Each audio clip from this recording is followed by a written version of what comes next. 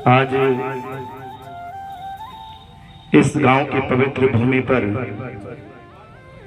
आप और हम सभी बैठ करके हमारी सनातन संस्कृति के आधार स्तंभ और भक्ति धारा को प्रभावित करने वाले पूज्य प्रवर संत रविदास जी महाराज की पावन जन्म जयंती महोत्सव पर हम सभी एकत्रित होकर के यथा योग्य अपना भाव अर्पित करके इस महोत्सव का आनंद पूर्वक हम अपने जीवन में अनुगमन कर रहे हैं। इसी क्रम में इस पावन पवित्र भूमि पर विराजमान इस गांव के प्रथम नागरिक सरपंच महोदय, इस समिति के समस्त पदाधिकारी और यहाँ के सभी सामाजिक, राजनीतिक, चाहे प्रशासनिक, किसी भी प्रकार से राष्ट्र की सेवा में समर्पित गणमान्य नागरिक और यहाँ पर जो भी सेवा कार्य में लगे हुए हैं, गौ सेवा दल हो, चाहे सामाजिक सेवा के कार्य हो, चाहे शिक्षा के कार्य हो, आप सभी और सामने विराजमान मातृशक्ति और भक्ति वात्सल्य की मूर्ति और समस्त युवा साथी और आने वाले भारत के भविष्य, ये मेरे नन्हे मुन्ने बालक, मैं सर्वप्रथम जो लोग खड़े हैं उनसे कहना चाहता हूं कि यह सामने आपके लिए बैठने की बहुत अच्छी उत्तम व्यवस्था की है। आकर के आप बैठें, क्योंकि खड़े वहां रहा जाता है जहां पर नाटक चलते हैं या राजनीतिक सभाएं चलती है। हम एक संत का, एक महापुरुष का जीवन जयंती महोत्सव मनाने के लिए आए हैं, तो उन संतों के जीवन से हमें कुछ प्रेरणाएं हमारे जीवन में लेनी चाहिए। आइए, आज मैं आप सभी के बीच में आया हूं, तो जिन महापुरुषों का जीवन आप और हम सभी सुनते हैं, पढ़ते हैं, उसी जीवन से प्रभावित होकर के एक संकल्प भी मैं आप सभी के बीच में लाया हूं। वो संकल्प मैं आपको बाद में बताऊंगा, लेकिन सबसे पहले मैं उन महापुरुषों के जीवन का दर्शन आप सभी को कराना चाहता हूं। मैं आप सभी से पूछना चाहता हूं कि आप अपने इस मुख से एक शब्द का गुणगान करते हैं कि मन चंगा तो कटौती में गंगा। मैं आपसे पूछना चाहता हूं कि इसका भावार्थ आप कितने लोग जानते हैं और ये शब्द क्यों हमारे बीच में आया? आप कोई बता सकते हैं?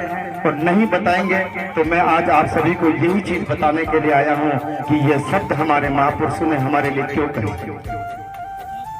आज ये शब्द हम सुनते हैं, बड़ा मन को शांति मिलती है, पर ये शब्द सिर्फ कानों तक सुनते हैं, हमारे आत्मा तक नहीं पहुंचाते हैं। मैं आपसे कहना चाहता हूं, इन संत महापुरुषों ने जो अपने सूत्र दिए, उनके कल्याण के लिए तो भगवान ने कृपा करके और साक्षात आकर के दर्शन दे करके उनका कल्याण करके चले गए, लेकिन आप और हम जैसे जीवों को कल्याण हो जाए, इसलिए संत महापुरुष अपने भावों से, वाणी के माध्यम से, पद के माध्यम से और भजनों के माध्यम से हमें बताते हैं कि हम भी अपने इस मनुष्य जीवन का कल्याण कैसे करें। आइए, मैं इस शब्द का भावार्थ और इसकी जो मुख्य गाथा है वो आप सभी के बीच में रखना चाहता हूं। संत रविदास जी जिस जाति, जिस परंपरा से आते हैं, उसका कर्म है कि चमड़े का काम करना। वो अपने घर में जूतियां बनाने का काम करते थे और वो इतने भक्ति कि दिव्य अलौकिक व्यक्तित्व थे कि उनके घर पर जो भी संत महापुरुष आते थे, और हमारे मारवाड़ की तो यही परंपरा है कि संत हमारे घर आते हैं तो हम उनका सत्कार करते हैं, चाहे हमारे पास कुछ भी नहीं है तो हम पानी पिला के ही सत्कार करते हैं। ऐसे ही संत रविदास जी अपने घर पर संत आते थे तो उनका एक सूत्र था कि जो भी संत आए उन्हें मैं जूतियां पहना करके भेजूं।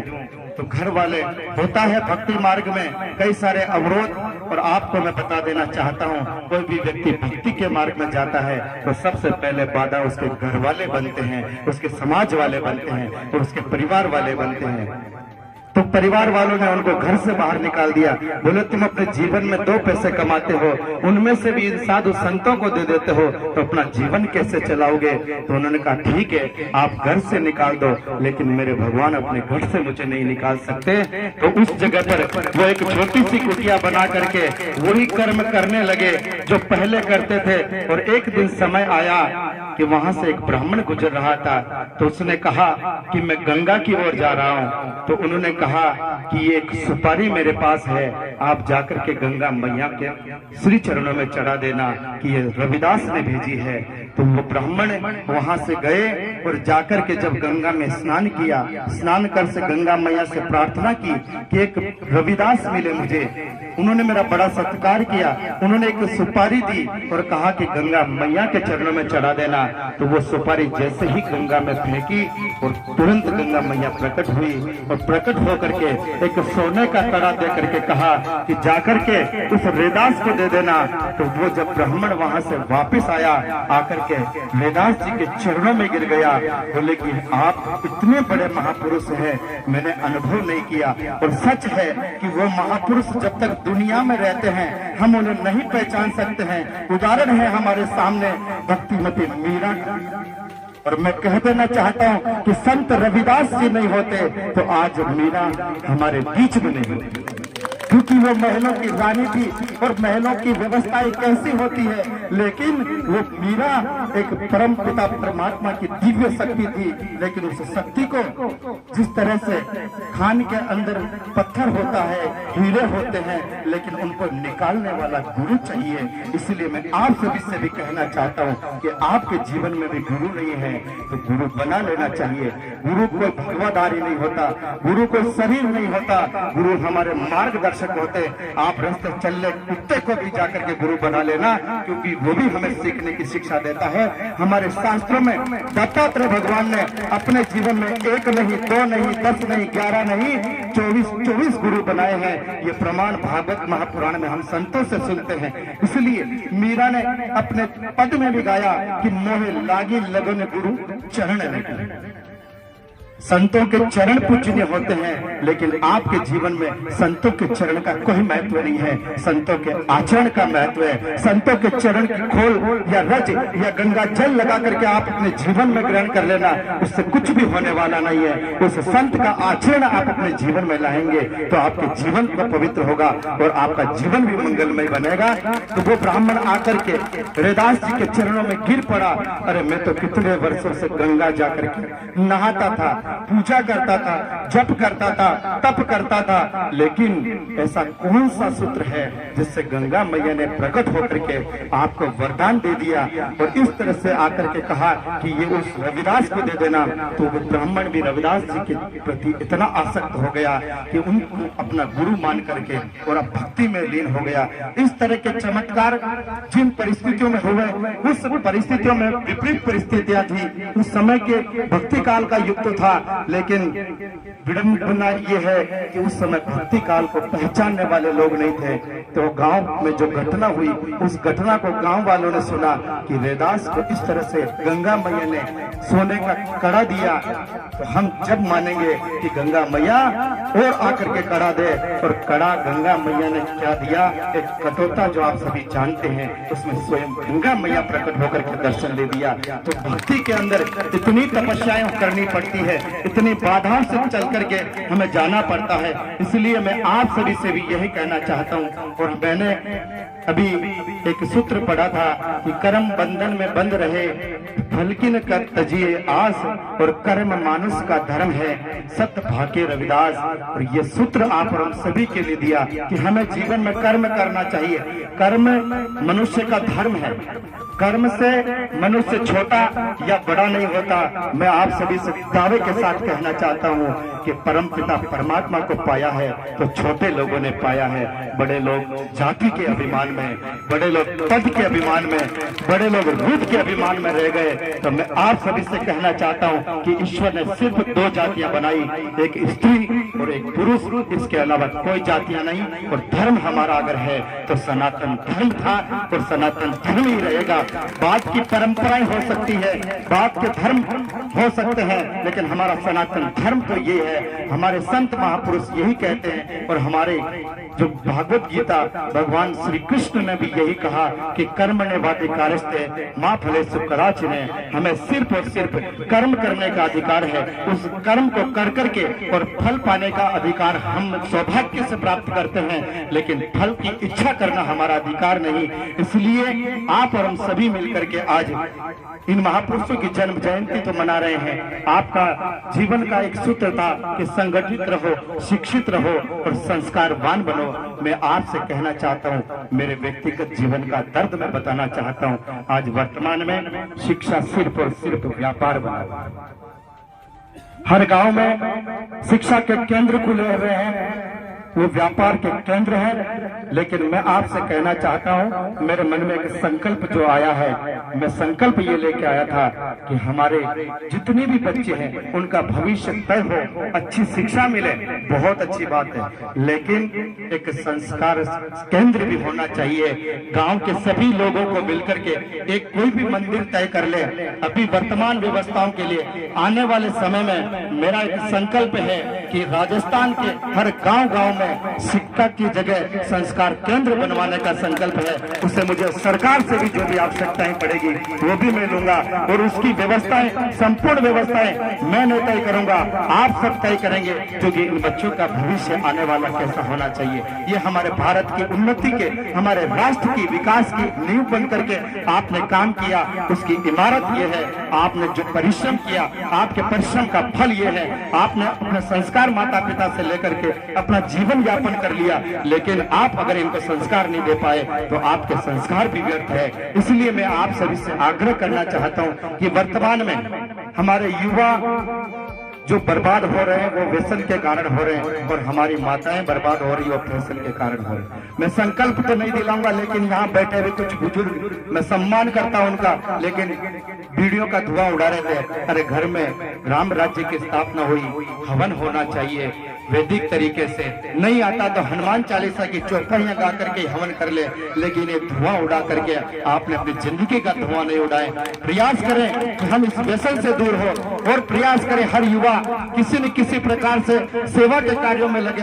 मैं आपसे कहना चाहता हूं, आपके गांव की जो गौ सेवा दल की टीम है वो सिर्फ और सिर्फ आपके गांव तक काम नहीं करती। आज हमारे विश्व का सबसे बड़ा केंद्र है पथमेड़ा गोधाम, उस धाम से जुड़ी हुई है, क्योंकि मैं स्वयं उस धाम गोधाम से जुड़ा हुआ हूँ। आज जो भी यह कार्य होता है, शाम तक वह खबर जाती है, उनके मन में आता है कि छोटे से गांव में इस प्रकार की सेवा होती है। और आज धीरे धीरे सभी में ये परिवर्तन आया है। लेकिन मैं आपसे कहना चाहता हूं कि बच्चों को आप कार दिलाएं, व्यापार दिलाएं, लेकिन संस्कार नहीं दिलाएंगे तो व्यापार भी शून्य हो जाएगा और वो कार भी शून्य हो जाएगी। आप संस्कार अगर देकर के जाएंगे इस जीवन से तो वो व्यापार भी बढ़ा देंगे, व्यापार भी बना लेंगे और कार भी ले आएंगे। इसलिए जरूरत है तो वर्तमान में संस्कार की आवश्यकता है। और ये महापुरुषों की जन्म जयंतियां हम इसीलिए मनाते हैं कि हम इनके आदर्श जो हमारे ये हैं, इनके आदर्श पर हम नहीं चल सकते। हमारे में इतना सामर्थ्य नहीं है कि हम संत रविदास जी के मार्ग पर चले, नहीं, लेकिन उस मार्ग से उन संतों के कण की जो धूल उड़ करके चली गई, उस धूल का एक कण भी हम हमारे जीवन में अगर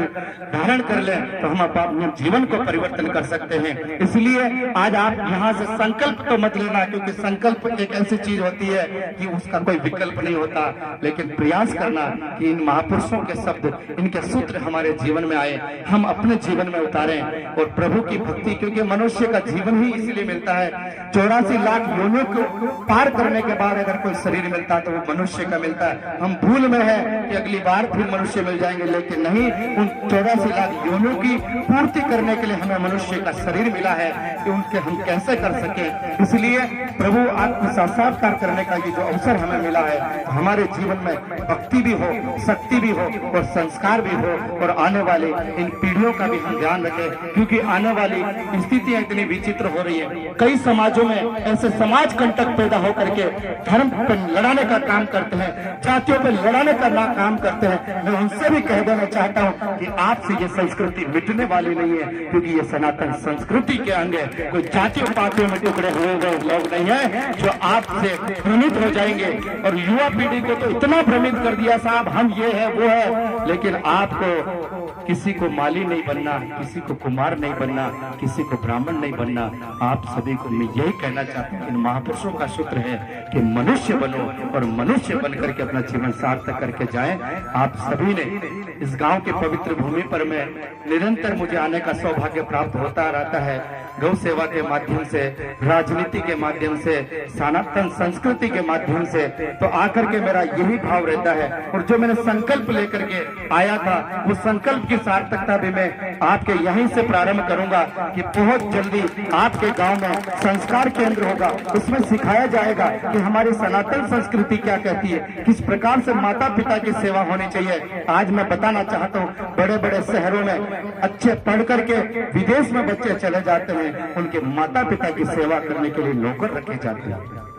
ये पद्धतियां मिटानी पड़ेगी। शिक्षा आपके जीवन में आए, पैसा बने, बहुत अच्छी बात है, लेकिन शिक्षा आपको अगर संस्कार को खोती है, माता पिता से दूर करती है, तो मेरी नजर में वो कोई शिक्षा नहीं। शिक्षा पाकर के संपत्ति एकत्रित करना हमारे जीवन का उद्देश्य नहीं है। शिक्षा पाकर के संस्कार एकत्रित करके हम मिसाल बने कि माता पिता की सेवा कैसे होती है। श्रवण कुमार ने किस प्रकार माता पिता की सेवा करी, हमारे आदर्श हैं वो लोग। उनके जीवन को हम ध्यान में रखते हुए अगर थोड़ा सा परिवर्तन अगर लेकर के आएंगे तो हम सभी भी अपना जीवन सार्थक कर लेंगे। तो आप सभी के बीच में आकर के मैं अपने आप को स्वयं को बड़ा धन्य समझता हूं कि ऐसे महापुरुषों के पावन जन्म जयंती महोत्सव पर आपने मुझे बुलाया।